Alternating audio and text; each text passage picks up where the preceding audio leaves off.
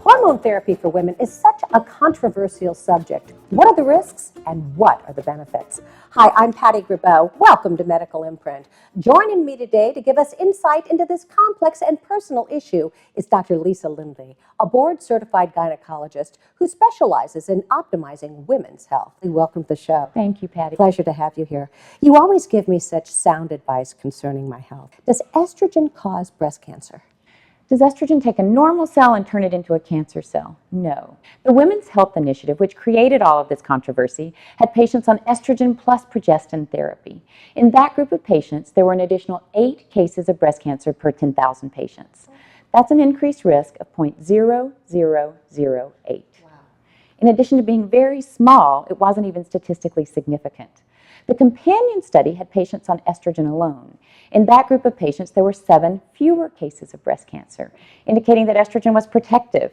Certainly, the 2 studies balance each other.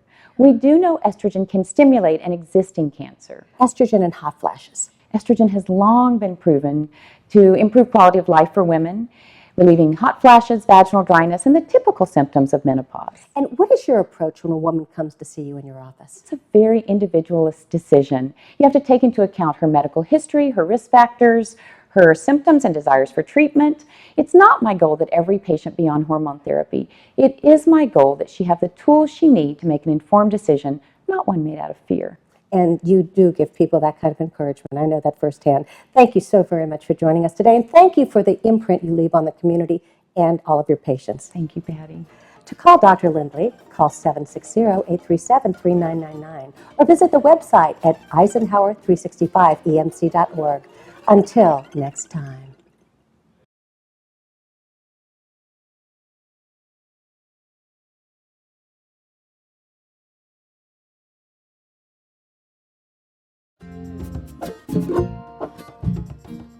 Sexual desire in women is a hot topic. It's all over magazine covers, the internet, and talk shows, leaving many women feeling inadequate or broken. Hi, I'm Patti Gribow. Welcome to Medical Imprint. Joining me again on the show is my doctor, Dr. Lisa Lindley, a board-certified gynecologist at Eisenhower Medical Center. Welcome back to the show, Dr. Lindley. Thank you, Patti. Pleasure to have you here. If someone is in an incredible relationship, but they have no sexual desire, are they broken? She is not broken. Many women in healthy relationships have sexual desire problems. It's normal for desire to ebb and flow in long-term relationships. Just because desire changes doesn't mean there's disease or dysfunction. Intimacy is such an important part of a relationship, though. How can you fix a desire?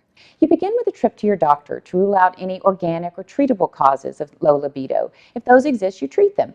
It may include hormone therapy, but we can't forget the most important sexual organ for women is the brain. Yes, it is. And how does stress play into this? Stress plays into everything in a woman's life, and certainly if she's stressed, sexual desire may be the first thing to suffer. In fact, sexual desire may be the symptom of life stresses. Interesting. I can't thank you enough for joining us, and I have to tell you how wonderful it is to be able to talk to you about delicate issues. To contact Dr. Lindley, call 760-837-3999 or visit the website at eisenhower365emc.org. Until next time.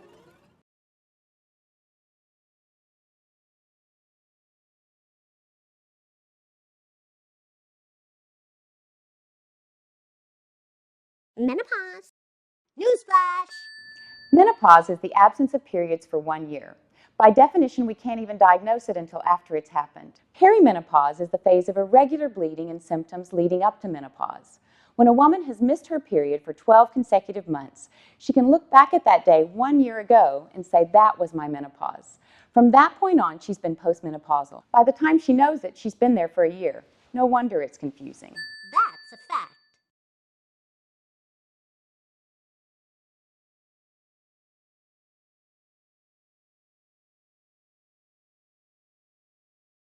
Ooh, hot flash.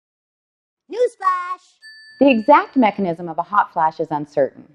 We believe the drop in estrogen around perimenopause and menopause causes an area of the brain called the hypothalamus to inappropriately regulate body temperature, sending a message that the body is too hot when it's not. This starts the process of releasing excess body heat by dilating blood vessels in the face, neck, and chest. The result is the flushing and sweating, which we call a hot flash. That's a fact.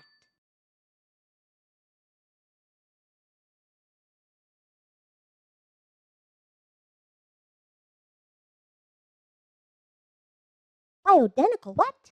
Newsflash! Bioidentical hormones are structurally identical to the hormones our body makes. They are often referred to as natural, while other hormones are referred to as synthetic. The only thing which is truly natural is not to take anything. And in reality, all hormones are synthetic. They are all synthesized to put them in a form that is useful as a medication. Bioidentical hormones are a reasonable option for many women, with the same benefits and risks as conventional hormone therapy. That's a fact.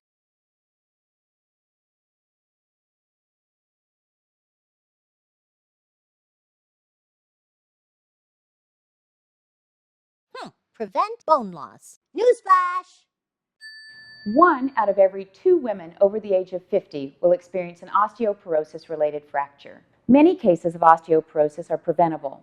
We know that getting adequate amounts of calcium, vitamin D, and weight-bearing exercise can protect your bones. We also know that a poor diet, smoking, excessive alcohol, and lack of exercise can accelerate bone loss.